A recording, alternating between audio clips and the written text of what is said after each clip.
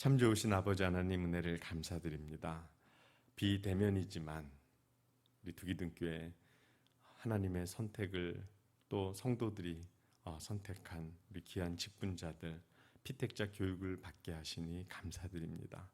주님, 이 영상으로 전해지는 이 내용들과 이 말씀들이 우리 피택자들에게 은혜로 또 귀한 영의 양식으로 자리 잡게 하여 주셔서 지금 성장케 하여 주시고 귀한 임직자로 세워지는데 좋은 양분이 될 수 있도록 하나님 함께 하여 주시옵소서. 주님께서 도와주시고 인도하여 주실 줄 믿고 감사드리며 살아계신 예수님 이름으로 기도하옵나이다. 아멘.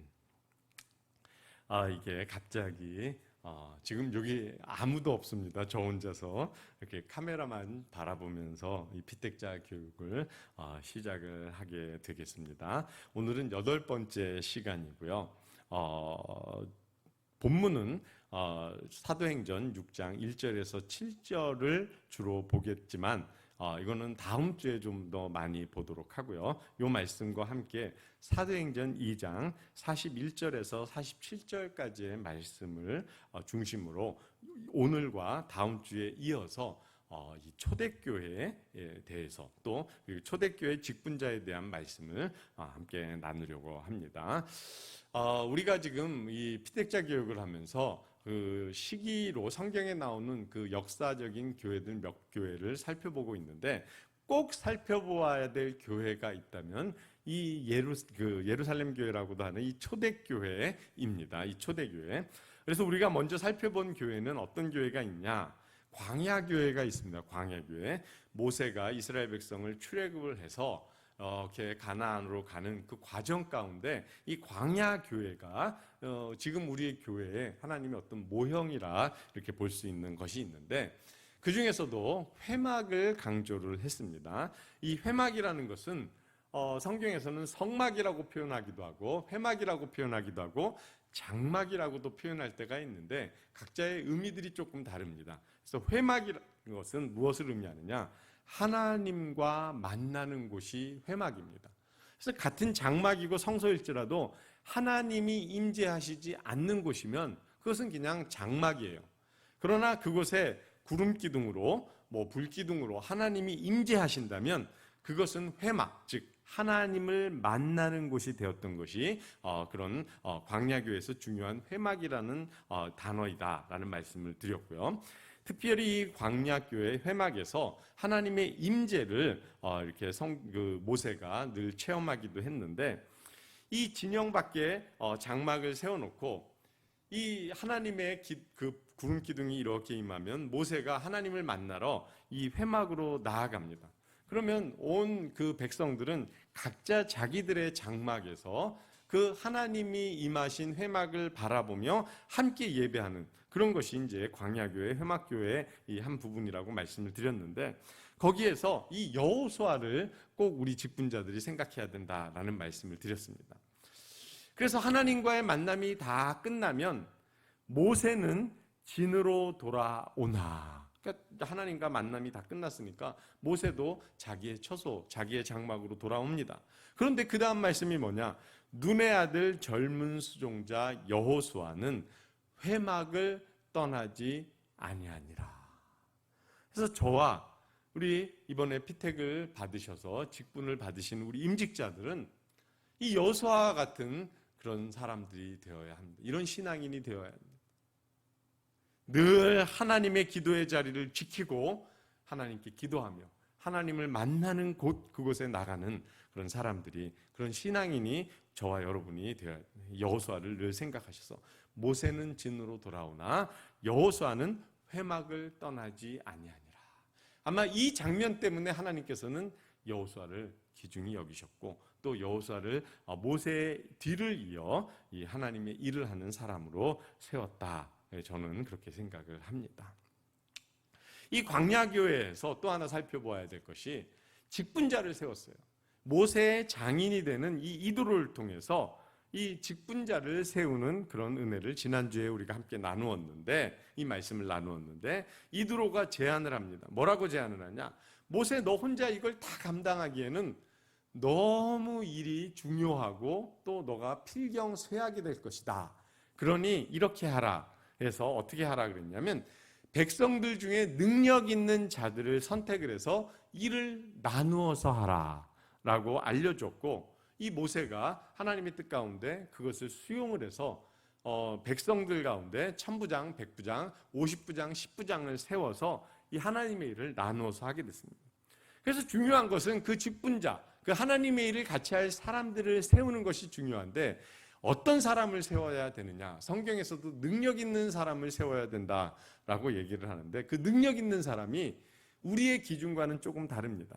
우리의 기준에 능력 있는 자들은 일도 잘하고 능력도 있고 이런 건데, 하나님이 생각하시는 능력 있는 자는 하나님을 두려워하는 자, 하나님을 경외하는 자, 또 진실한 자, 거짓이 없는 자, 또 불의한 이익을 미워하는 자, 불의한 이익을 받지 않는 자, 이 정도가 아닙니다.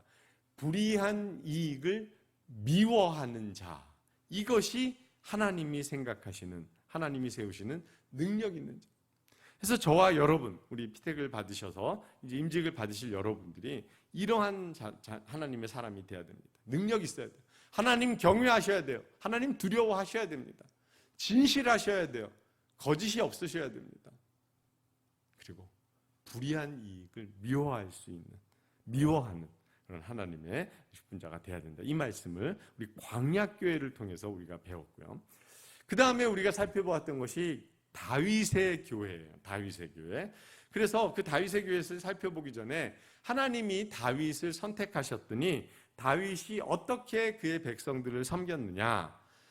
이 시편 78편에 있는 대로 자기 마음의 완전함으로, 그러니까 다른 사람들의 평가가 아니에요. 다윗 스스로 생각해도 정말 완전하게 그 백성들을 사랑하고 섬겼다. 자기 마음의 완전함으로 그 백성을 기르고 그의 손의 능숙함으로 skillful hand, 아주 자기가 가진 재능, 하나님이 주신 그 재능으로 그 백성들을 지도하였다. 그래서 이제 저와 여러분이 우리 두기둥교회 성도들을 섬기는 그런 하나님의 이 직분자들이 되는데, 어떻게 해야 되느냐? 여러분 스스로 판단할 때 내 마음으로 생각했을 때도 정말 완벽하게 완전하게 우리 이 백성들, 하나님이 맡겨주신 이 양들을 잘 섬기고 있는가?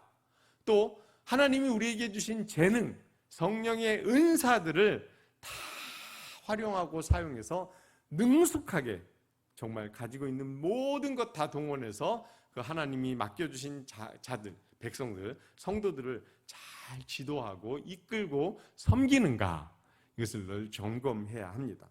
이 다윗이 그러할 때 하나님에게 이 다윗의 교회를 세워주셨는데 그 말씀을 보면 환난당한 모든 자, 빚진 모든 자, 마음이 원통한 자가 다 그에게로 모이고 다윗에게 몰려오는데, 좀 우리 생각에는 돈도 많고 멋지게 생기고 성품도 좋고 이런 사람들 왔으면 좋겠는데, 어떤 사람이 왔는가? 환난당한 모든 자, 빚진 모든 자, 원통한, 마음이 원통한 자들. 그래서 우리 두기둥교회가 하나님 앞에 온전히 세워지면 하나님이 우리들에게 사람을 보내주시는데, 어떤 사람들을 보내주냐? 이 사람들을 보내주시는 거예요. 환난당해서 마음에 상처 있고 빚져서 마음이 어렵고 원통한 일 때문에 분노가 오는 이런 분들이 모여와서 여러분의 섬김, 즉 마음의 완전함의 섬김과 손의 능숙함의 섬김을 통해 그들이 변화되어 하나님의 귀한 자녀들로 바뀌는, 이것이 교회입니다. 그래서 우리 두기둥교회가 정말 이 세상에 원통하고 환난당하고 빚진 자들이 다 모여와 저와 여러분을 통해 하나님의 사랑을 통해 변화되어 하나님의 이런 귀한 성도들로, 그래서 함께 천국 가는 그 교회가 우리 두기둥교회가 되기를, 또 그 일에 저와 여러분이 하나님의 쓰임을 받게 되는 놀라운 은혜가 있기를 주님의 이름으로 축원합니다. 이것이 우리가 먼저 살펴본 광야 교회였고 또 다윗의 교회였어요. 아까도 말씀을 드렸지만 또 하나 살펴봐야 될, 꼭 성경에서 살펴봐야 될 교회가 초대교회입니다. 초대교회. 우리는 초대교회라고 표현도 하고 그러지만 성경에는 사실 초대교회나 이런 것들이 없습니다. 그러나 우리 신학적으로 이제 우리 연구를 하는 자들이 초대교회라 이렇게 명명을 하는데, 이 초대교회는 어떻게 세워지게 됐는가? 예수님께서 부활을 하셨습니다. 부활하신 후에 40일 동안 이 세상에서 여러 사람들에게 보여주시고, 그 부활의 모습을 보여주시고 뭐 그렇게 나타나시기도 하셨어요. 그리고 나서는 약 500여 명의 제자들 또는 예수님을 따르던 그 사람들에게 그들이 보는 가운데 하늘로 올려져 이렇게 승천을 하셨습니다. 아주 굉장히 멋있었을 것 같아요. 감격적이고. 그래서 500여 명이 그것을 보았는데, 이 예수님께서 승천하신 후 한 10일쯤 지났을 때 이 오순절이 된 겁니다. 오순절이 된 거예요. 이 오순절이라는 건 6월절 이후 50일 정도 지난 다음이 이 오순절이니까, 이 6월절쯤에 예수님께서 십자가 고난을 받으셨고, 그로부터 50일쯤 지난, 그래서 승천하신 후 한 10일쯤 지나서 이 사람들이 모여서 기도했어요. 성경에는 정확하게 지명은 나오지 않지만 우리가 추정하기로는 그 다락방에 모여서 약 120명 정도가 모여서 막 기도를 간절히 했습니다. 오로지 기도. 왜 기도를 했는가? 예수님께서 뭐라고 말씀을 하셨냐면, 권능이 너희에게 임하기 전까지 이 성에 머무르라 하셨거든요. 그러니까 그 승천하는 모습을 보았던 자들은 이 예수님의 마지막 말씀인 권능이 임하기 전까지는 이 성에 머물라. 그래서 그 성에 머물렀고, 예루살렘 성에 머물렀고 막 기도를 한 거예요. 그렇게 기도할 때 오순절 성령 강림이 임한, 성령이, 이건 예수님께서 다 예언을 하셨던 겁니다. 내가 가면 보혜사 성령님이 오실 것이다. 그것이 너희에게 유익이 된다. 말씀하셨던 그대로 성령님이 임재하셨어요. 그 성령 충만함을 예수님의 11 제자들과 또 다른 많은 제자들이 성령 충만함을 받으니까 성령의 능력들이 나타납니다. 그 중에서도 특별히 베드로가 말씀을 전한 거예요. 베드로의 설교가 이 아까 말씀한 이 사도행전 2장에 기록이 되어 있는데, 이 말씀을 전했어요. 그래서 사도행전 2장 41절을 보면 이렇게 시작을 합니다. 41절은 그 말을 받은 사람은 세례를 받으매. 그래서 무슨 말을 받았느냐? 성령 충만한 가운데 베드로가 전하는 그 말씀을 받은 자들은 세례를 받으매 이날에 신도의 수가 3,000이나 더하더라. 그래서 하나님의 교회가 세워진 거예요. 베드로가 말씀 전하는 거 보고 마음에 감동을 받고 성령 충만함을 받아서 이렇게 이 교회가 세워진. 제가 이 피택자 교육을 시작하면서 에베소서 말씀을 통해서 교회란 무엇이라고 말씀을 드렸죠.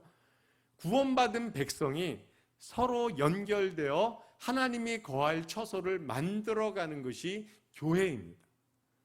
그러니까 교회 건물이나 이런 것은 그 당시 존재를 안 했을런지는 모르겠지만, 어쨌든 구원받은 신도의 수가 3,000이나 더해지고 막 그 후로도 계속 더해지고 그러니까 자연스럽게 하나님의 교회가 세워진 겁니다. 구원받은 백성들이 서로 연결하는 이유. 이게 초대교회예요. 초대교회이 성령 강림과 함께, 오순절 성령 강림과 함께 초대교회 또는 예루살렘 교회라고 하는 이 교회가 세워졌어요. 이 교회는 성도 수로 하면 어마어마한 큰 대형 교회입니다. 영어로는 메가처치라고 부르는 아주. 왜냐? 이 성경에 보면 베드로가 한 번 말씀을 전하니 3,000명이 세례를 받고, 한 번 말씀을 전하니 몇천 명이 성도가 되고 이런 말씀이 사도행전에 계속 기록이 되는 거 봐서, 이 초대교회는, 예루살렘 교회는 수천 명, 수만 명이 모이는 아마 메가처치, 아주 대형 교회였을 것 같습니다.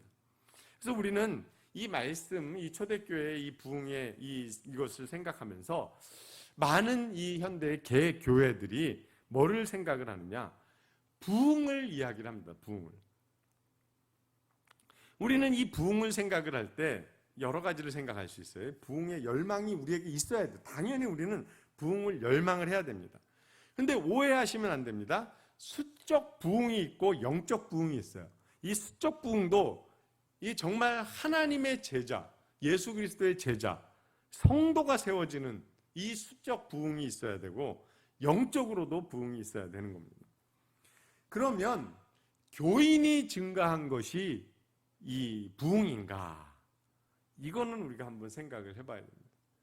단순히 교회에 적을 둔 사람이 많아지는 것은 부흥이 아닐 수도 있어요. 무엇이 수적 부흥인가? 구원받은 백성의 수가 늘어나는 것. 그냥 교회 다니고 왔다 갔다 하고 그러나 구원의 확신이 없는 이런 숫자가 많아지는 것은 이거는 수적 부흥이 아니에요. 이거를 우리는 착각하기가 쉬운데 뭐 성도가 그러니까 예배 드리는 사람의 숫자가 많으면은 부흥했다. 그것보다 더 중요한 것이 구원받은 백성의 수가 증가하는 것. 이것이 수적 부흥을 의미합니다. 그래서 사도행전에는 그것을 뭐로 표현을 하고 있느냐? 신도의 수, 제자의 수 이런 겁니다. 교인의 수가 증가하는 것은 아니에요. 하나님 나라는 당연히 수적으로 부흥을 하게끔 되어 있어요. 여기에서 말하는 그 수적인 부흥은 구원받은 백성의 수예요. 그래서 사도행전 이 초대교회 부분에 나오는 사도행전의 말씀들을 보면 다 구원받은 사람의 수가 몇천 명이 더했더라. 신도의 수, 즉 성도의 수가 얼만큼 증가했다. 제자의 수가 얼만큼 더해졌다. 이렇게 다 표현을 합니다. 우리는 이 성도라고 해가지고 뭐 교인이고 뭐고 다고 이렇게 다 성도로 통칭하는 게 다 하나로 부르는 경향들이 있는데 다 구분을 해야 됩니다. 성도는 구원받은 백성을 의미하는 거예요. 교인은 교회에 적을 두고 있는 사람이에요. 그러니까 교인이 성도일 수도 있지만 성도 아닐 수도 있는 겁니다. 그래서 좀 구분을 할 필요가 있습니다. 제가 말씀드리는 거지만 인간적인 방법, 인위적인 방법을 해서 교인의 수는 즉 예배에 참여하는 사람의 수는 얼마든지 증가시킬 수 있습니다. 다양한 방법을 통해서 할 수 있어요. 근데 그것은 정말 하나님이 기뻐하시는 방법들이 아닐 수 있고 그것은 하나님이 원하시는 것이 아니에요. 하나님이 원하시는 것은 구원받은 제자, 진정한 하나님의 자녀들이 늘어나는 것. 이 부흥을 원하시는 거예요. 초대교회는 그것이 이루어진 교회예요. 우리 두기둥교회도 수적 부흥을 해야 돼요. 어떤 수적 부흥이냐? 구원받은 백성의 수는 계속 늘어나야 됩니다. 교인의 숫자가 늘어나는 것, 뭐 재적이 인원이 늘어나는 이게 중요한 것 절대 아닙니다. 구원받은 백성이 우리 이 교회에서 우리 함께 예배하면서 이 구원받은 신자의 정말 하나님의 자녀의 수가 늘어나는 것, 이거는 굉장히 중요합니다. 아무튼 엄청난 부흥, 제자의 수가 증가한 초대교회의 특징을 우리 한번 살펴봐야 돼요. 그 특징이 이 사도행전 2장 41절에서 47절까지 잘 나와 있는데 먼저 첫 번째 보면 그 뭐라고 기록이 되어 있습니까? 그 말을 받은 사람들은 세례를 받음에 이날 성도의 수가 3,000이나 더하리라. 그 다음에 뭐라 그러냐면 그들이 그 3,000이나 더해진 이 성도들이 서로 교제하고 떡을 떼며 이렇게 되어 있어요. 오로지 기도하기를 힘쓰니라. 이게 초대교회의 특징이에요. 교제가 이루어져야 돼요. 교제가. 그러니까 성도들은 하나님의 자녀들은 구원받은 백성들은 영적인 교제와 함께 영적인 교제는 서로를 위해서 기도해 주는 것을 의미하거든요. 이거와 함께 육신적으로도 서로 음식을 나누어 먹으며 교제하는 활동들이 이루어져야 돼요. 이게 교회입니다. 이 교회의 중요한 것 중에 교제가 들어가는 것이 바로 이거예요. 그래서 우리 성도들이 교회에 모이고 지금은 우리가 코로나19 때문에 모이지 못하고 이렇게 이 지금 피택자 교육도 비대면으로 하고 있는데 정말 이거 빨리 끝나고 모여서 같이 음식도 나누어 먹고 교제도 하고 목장 모임도 하고 이런 일련의 활동들이 또 하나님의 일들이 일어나야 됩니다. 그래서 이 초대교회 성도들은 교회 건물은 없었어요. 그러나 각자의 집에서든 뭐 이렇게 서로 모여서 교제했고, 떡을 떼며, 여기서 떡을 떼면은 음식을 나누었다라는 의미도 될 수 있고, 또 성만찬을 했다, 이것도 될 수가 있습니다.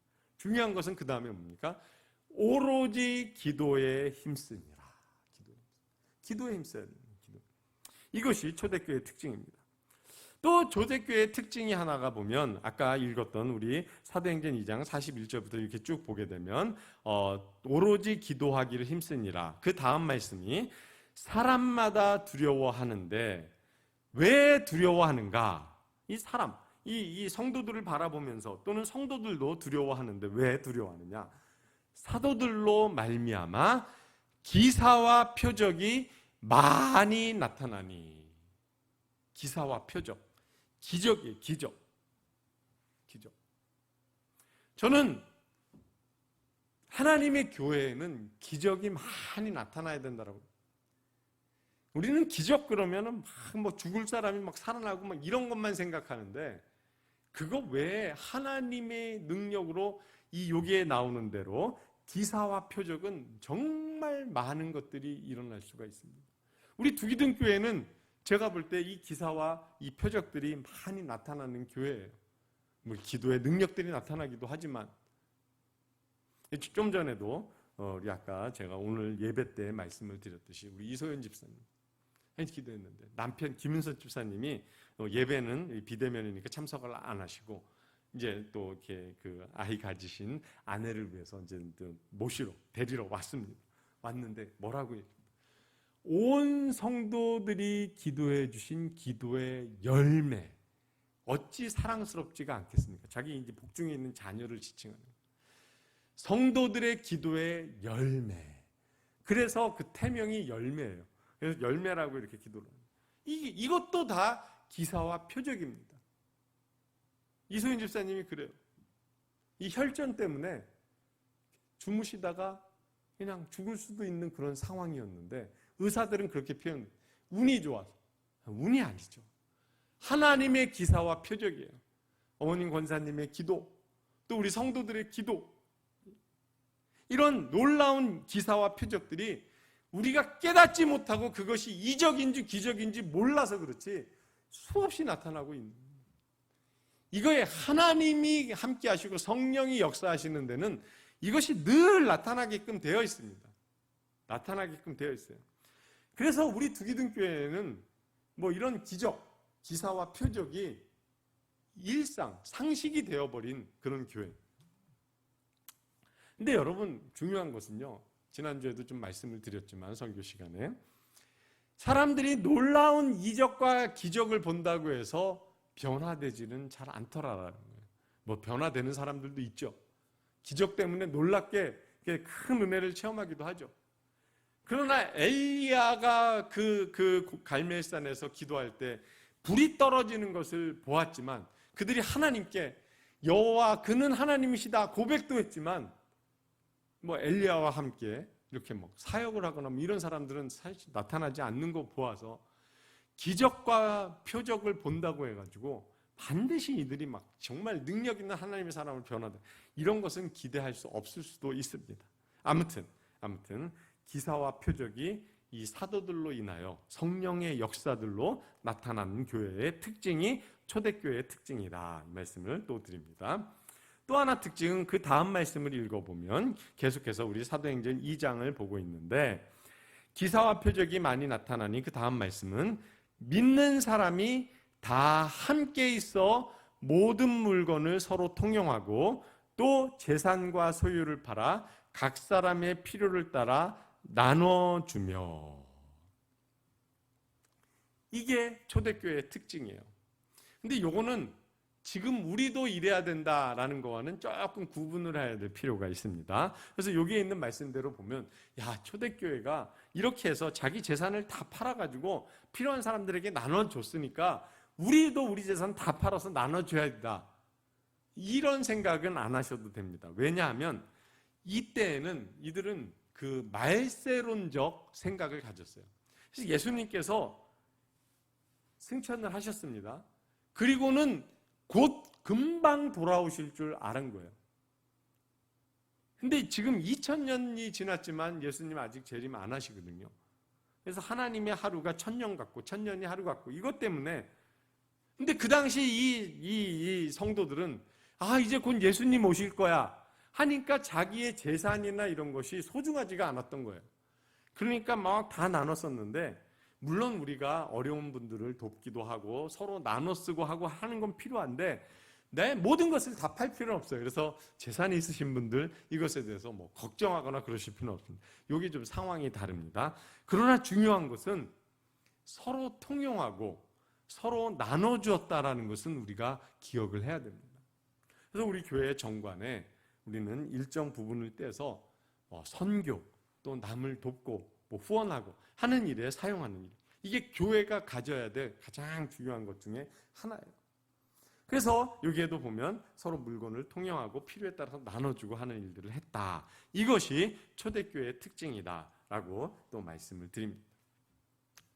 또 하나 특징이 있다면 그 다음을 계속 이어서 보면 또 재산과 소유를 팔아. 여러분은 이 일을 안 하셔도 됩니다. 재산을 뭐 팔고 굳이 그래도 파시겠다 말리지는 않겠습니다. 재산을 다 정리해서 뭐 득이득교에 헌금을 하시겠다 아니면은 홍 목사가 알아서 잘 쓰니까 홍 목사 다 주겠다.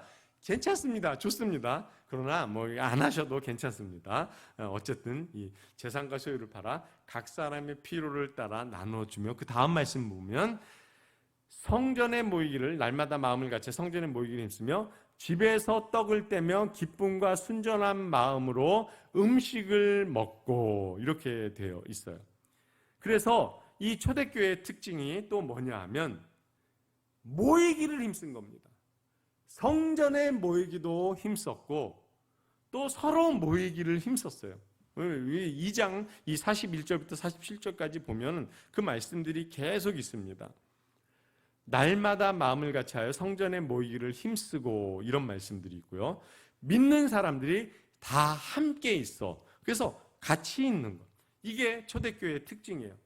모이기에 힘쓴 거예요. 모이기.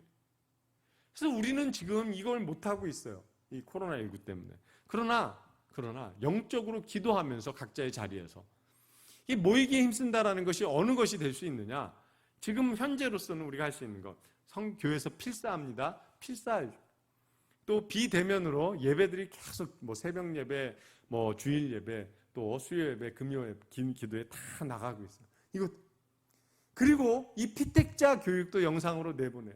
이것도 함께 공유하면서 이렇게 보시고 이렇게 또 묵상하시고 하는 것도, 이것도 모이기에 힘쓰는 것이 될 수가 있습니다. 또 우리 추천 설교도 지금 계속 올리고 있는데 여러분들이 잘 안 보시는 것 같은데 이것도 계속 보면서, 제가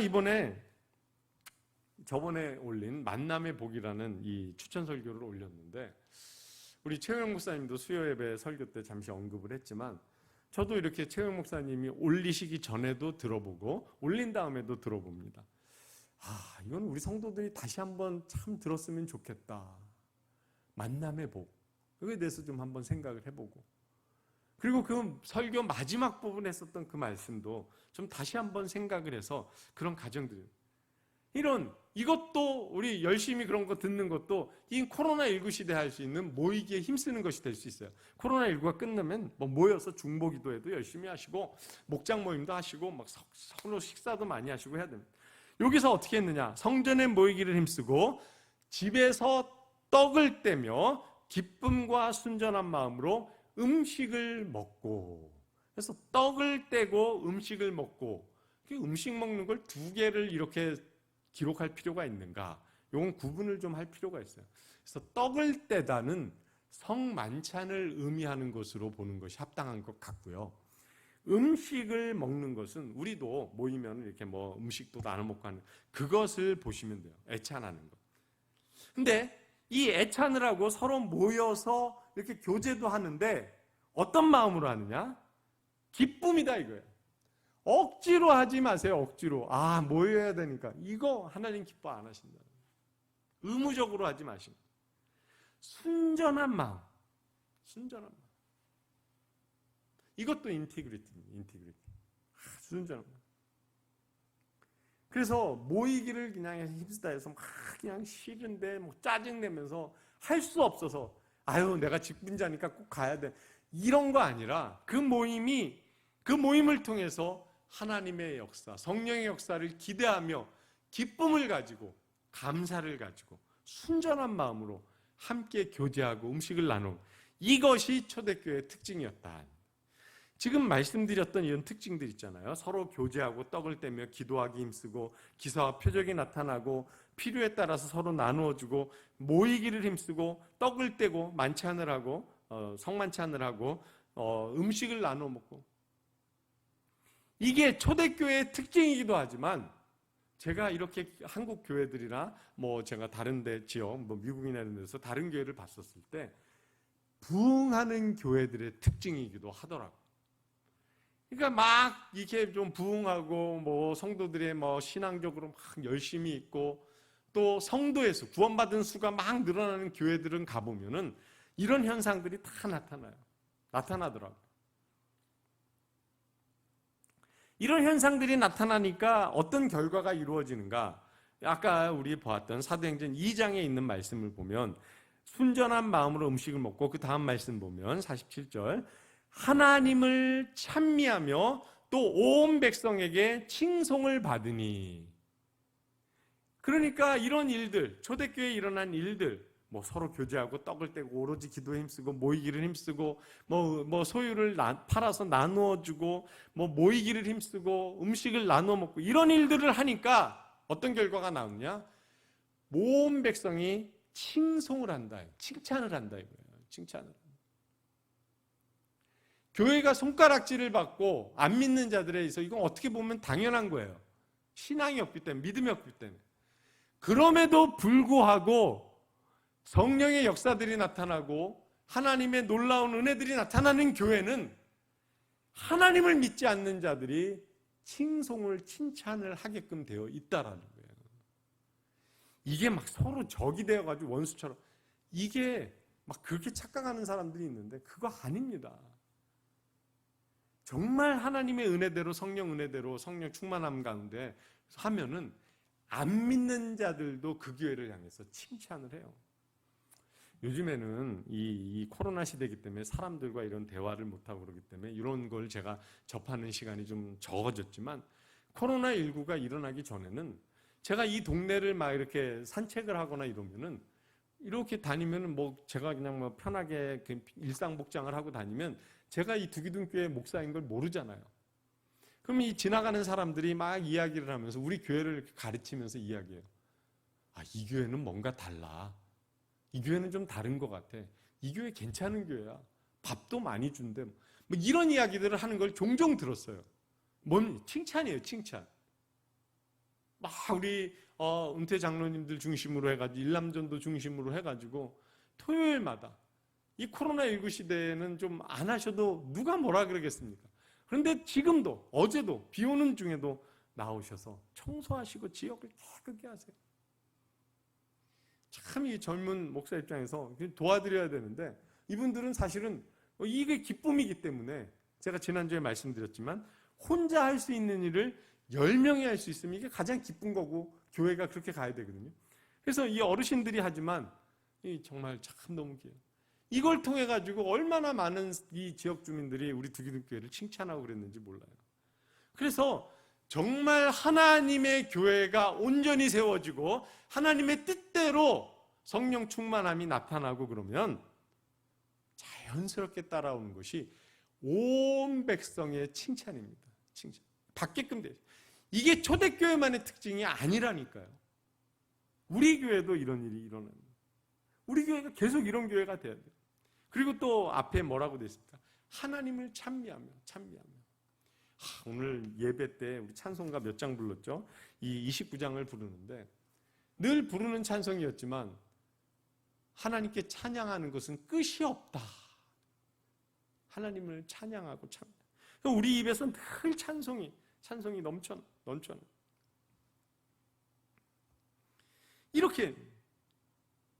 그런데 이 초대교회의 특징들을 제가 이 사도행전 2장 41절에서 47절 또 그리고 또 이제 다음 주에 보게 될 말씀이지만 사도행전 6장 1절에서 7절에도 좀 그런 부분이 나오기는 하는데 이렇게 쭉 보면은 공통적으로 그러나 더 중요한 것이 그러니까 물론 초대교회에 나타난 특징들이 있습니다. 그런데 거기에서 뭐 이렇게 뭐 떡도 떼고 교제도 하고 뭐 이런 거 있잖아요. 이런 거만큼 그러나 더 우리가 중요하게 보아야 될 것을 좀 뽑아서 보면은 다 있었던 말씀이고 한 번씩 제가 말씀을 드리고 갔지만 다시 한번 강조하면 날마다 마음을 같이하여 날마다 마음을 같이하여 사도행전 2장 46절인가요? 거기 보면 날마다 마음을 같이하여 그래서 날마다도 중요한데 정말 중요한 것이 뭐냐? 마음을 같이하는 사도 바울은 그의 서신서에서 계속 강조를 합니다. 한 성령, 한 마음. 같은 마음, 같은 뜻. 여기에서도 날마다 마음을 같이 하는. 한 하나님, 한 예수님, 한 성령님인데 우리의 마음이 막 이쪽 저쪽으로 나누어지고 갈라지는. 이게 하나님이 원하시는 교회가 아니에요. 마음을 같이 하는 거예요. 이 마음을 어떻게 하면 같이 하는가? 그 다음 기도하는 기도. 기도하고 그러니까 오로지 기도에만 힘쓰고 성령 충만함 받고 말씀 집중하면 한 성령이 우리에게 같은 마음을 주시는 거예요. 참 교회를 이렇게 목회를 해보다 보면 어려운 부분이 뭐냐 하면 이 하나님의 말씀 또 하나님의 뜻대로 살라는 사람들과 그렇지 않은 사람들과의 의견 충돌입니다. 대부분의 경우 충돌은 다 또 물론 뭐 인간적인 사람들과 인간적인 사람들의 의견 대립이 있을 수도 있어요. 그러나 많은 경우 이렇게 보면 하나님의 뜻을 찾는 사람과 인간적인 생각을 하는 사람의 대립이 교회에서 많이 일어날 수밖에 없습니다. 이런 경우 어떻게 하느냐? 대부분의 경우 하나님의 뜻을 생각하는 사람은 저주입니다. 아무튼 마음을 같이 하는 것 이게 굉장히 그렇게 할 때 나타나는 현상이 뭐냐? 하나님께서 주께서 구원받는 사람을 날마다 더하게 하시니라. 오늘 제가 보는 사도행전 2장 47절의 말씀이에요. 이 앞에 나왔던 이런 특징들 소유를 팔아 서로 통용하고 나누어주고 날마다 성전에 모이기를 힘쓰고 교제하고 순전한 마음으로 음식을 먹으며 기쁜 마음으로 음식을 나누고 교제하고 기사와 표적이 나타나고 하나님을 찬미하고 막 이런 일들이 일어날 때 또 칭송을 받을 때 구원받는 사람을 날마다 더하게 하신다. 이것이 특징인 거예요. 자, 근데 이 말씀을 잘 보셔야 돼요. 주체가 누굽니까? 주께서요. 하나님께서, 예수님께서. 구원받는 수, 즉 아까도 제가 부흥, 수적 부흥이 일어나야 되는데 수적 부흥, 구원받은 숫자가 늘어나야 돼요. 교인의 수, 재적이 늘어나는 것을 의미하는 것이 아니라 하나님의 자녀가 되는 자의 숫자가 늘어나야 되는데 그것은 우리의 인위적인 방법으로 되느냐? 그게 아닌 거예요. 이렇게 초대교회의 특징들이 교회에 나타나면 주께서 날마다 그 수를 더하게 하신다. 우리가 전도도 하고 뭐 다 해야 돼요. 그러나 하나님이 해주시지 않으면 다윗의 교회도 어떻게 되어 있습니까? 환난당한 모든 자, 빚진 모든 자, 원통한 자들이 그에게로 모인 거예요. 다윗이 막 찾아다니면서 구한 것이 아니라 모여진. 우리 두기둥교회도 이런 교회가 돼야 되는 거예요. 막 나가서 막 사람들 억지로 막 끌고 오는 이런 것도 중요하지만 그거보다 더 중요한 건 정말 모이기에 힘쓰고 기쁨과 순전한 마음으로 음식을 나누고 교제하고 서로 기도하고 막 이러는 것들이 일어날 때에 주께서 구원받는 자의 수를 구원받는 사람을 날마다 더하게 하는 것이 수적 부흥. 이게 우리입니다. 그러면 이제 제가 아까도 이 중요한 뭐 여러 가지 그런 건 다 중요하지만 정말 중요한 것이 있는 게 마음을 같이 하는 것 이것이 있다. 그 다음에 이 어떻게 하면 그런 교회가 될 수 있는가가 이 말씀 가운데 나오는데, 이 말씀들을 쭉 보면은 어떤 말씀이 선행되느냐, 그는 어떤 말씀들이 기본에 깔려져 있는가. 오순절 성령 강림 전에 있었던 것이 뭐죠? 기도에 힘쓰고, 오로지 기도에 힘쓰고, 기도 계속 기도. 오늘 본문에서도 저희 사도행전 2장 여기에서도 오로지 기도하기를 힘쓴 거예요. 기도 계속 기도입니다. 기도. 또 하나 이 말씀 가운데 다음 주에 볼 말씀과 오늘 말씀도 다 보면은 거기에 하나하나 나오는 것은 그 말을 받은 사람들, 그들이 사도의 가르침을 받아 하나님의 말씀이 점성 왕성하여, 이 말씀. 그래서 이런 교회, 초대교회와 같은 교회, 주께서 구원받은 자의 수를 늘 더해주는 교회, 기사와 표적이 나타나는 교회, 구원의 감격과 기쁨이 넘치는 교회, 예배당 문 열고 들어오기만 해도 은혜 충만하고 성도들의 모습만 봐도 은혜 받는 이런 교회에, 사랑이 넘치는 교회, 이런 교회는 어떻게 되느냐? 오직 말씀과 기도입니다. 말씀과 기도. 이게 핵심이에요. 핵심. 말씀과 기도. 그래서 우리 온 성도들이 마음을 같이해서 말씀을 먼저는 읽고, 또 이 강대에서 전하는 말씀을 듣고, 또 이 말씀을 묵상하고, 지켜 행하고, 이 말씀이에요. 말씀. 이 목회의 가장 중요한 틀입니다. 두 기둥이에요. 말씀. 그리고는 기도예요. 기도. 이 두 가지는 아무리 강조해도 부족함이 없습니다. 성경 필사 하셔야 돼요. 제가 지난주에도 말씀드렸죠. 저도 이번 주에 이렇게 쓰는데 계속 아파가지고 글씨를 너무 못 써요. 너무 못 써. 옛날에도 못 썼는데 이게 더 못 써졌어요. 그래도 쓰는 겁니다. 쓰면 은혜를 받더라고요. 저도 은혜를 받아요. 쓰면서. 이 말씀 가까이 돼요. 막 안타까워요. 제가 제 설교 여러분 더 들으라고 추천 설교 올린 게 아니에요. 여러분들이 좀 이 말씀에 좀 푹 빠져서 좀 듣고 은혜를 받고 또 이 말씀대로 살아갔으면 좋겠다. 그런 마음에서 우리 예배 영상으로 나가는 거라도 좀 들으시고 예배의 자리에 모이시고 나오시고 해야 돼요. 이 피택자 교육도 말씀이에요. 말씀. 이거와 함께 기도예요. 기도. 이 여호수아가 모세는 진으로 돌아가되 여호수아는 회막을 떠나지 않냐. 이게 뭐냐? 기도하는 걸 의미합니다. 기도하는 거. 이제 여러분이 이제 직분을 받으십니다. 이미 그렇게 살아오신 신앙인들도 계시겠지만 저는 직분자들에게 지금 이미 기존의 직분자이신 우리 장로님, 시무장로님들, 권사님, 시무권사님들, 안수집사님들, 이분들도 동일하고요. 늘 정말 간절히 강조하고 부탁드리는 게 있으면 다른 거 아니에요.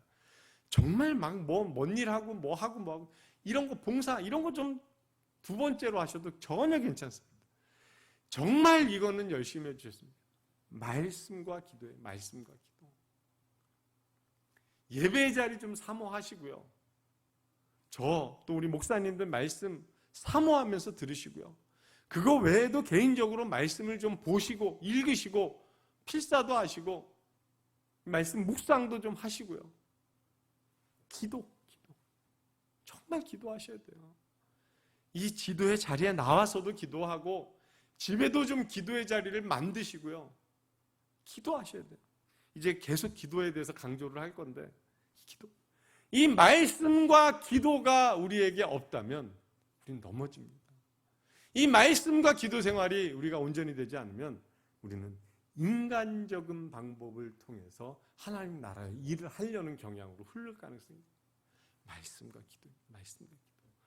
아무리 강조해도 부족함이 없습니다. 우리 두기둥교회는 이 약인과 보아스 때문에 두기둥교회이기도 하지만 사실은 말씀 그리고 기도예요. 정말 다른 것보다 하나님의 말씀 잘 배우고 많이 읽고 많이 묵상하고 또 기도 정말 하나님 앞에 간절히 성령님 길바를 알게 하사 기도하는 교회, 이것이 우리 두기둥 교회가 되는 건 기억을 하시고 우리 임직자들이 더 기도하시고 더 말씀 가까이 해요. 그래서 초대교회, 이 초대교회와 같은 우리 두기둥 교회도 그때처럼 온 백성에게 칭찬받고 칭송받고 하나님의 인정받는 그런 두기둥 교회 우리 세워가는 저와 여러분 되시길 주님의 이름으로 축원합니다. 기도하시겠습니다. 참 좋으신 아버지 하나님, 은혜 감사드립니다. 하나님의 은혜 가운데 피택자 교육 8번째 시간을 하게 하시니 감사드립니다. 주님, 코로나19 때문에 저희들이 비대면으로 하지만 말씀을 더 사모하는 마음 주셔서 듣고 또 듣고 묵상하며, 그래서 정말 하나님의 말씀을 받아들이고 그 말씀대로 살아가는 우리 귀한 직분자들 되실 수 있도록 크신 은총 더하여 주시옵소서. 간절히 원합니다. 우리 직분을 임직을 앞둔 우리 귀한 권사님들 중에 지금 주님 방사선 치료 또 항암 치료를 새롭게 받게 되시는 우리 권사님들 계십니다. 이숙자 권사님, 김수덕 권사님 지켜주셔, 또 다른 우리 모든 피택자들을 지켜주셔서 임직받는 과정 가운데 사탄막이 틈 못하도록 지켜주시고 건강 주시고 온전함 주셔서 기쁨과 감사가 넘치는 귀한 시간 될 수 있도록 주님 축복하여 주시고 은혜 더하여 주시옵소서. 감사드립니다. 예수님의 이름으로 기도하옵나이다. 아멘. 우리 계속해서 우리 직분자 중에 우리 이숙자 집사님, 권사님, 또 우리 김수덕 권사님 위해서 기도해 주시고요. 치료가 잘 될 수 있도록 계속 기도해 주시고, 이 피택자 교육도 한 번만 붙지 마시고 이게 운전하시거나 이러면서도 출근하시고 지하철 이런 데서도 틀어놓으시면서 계속 들으세요.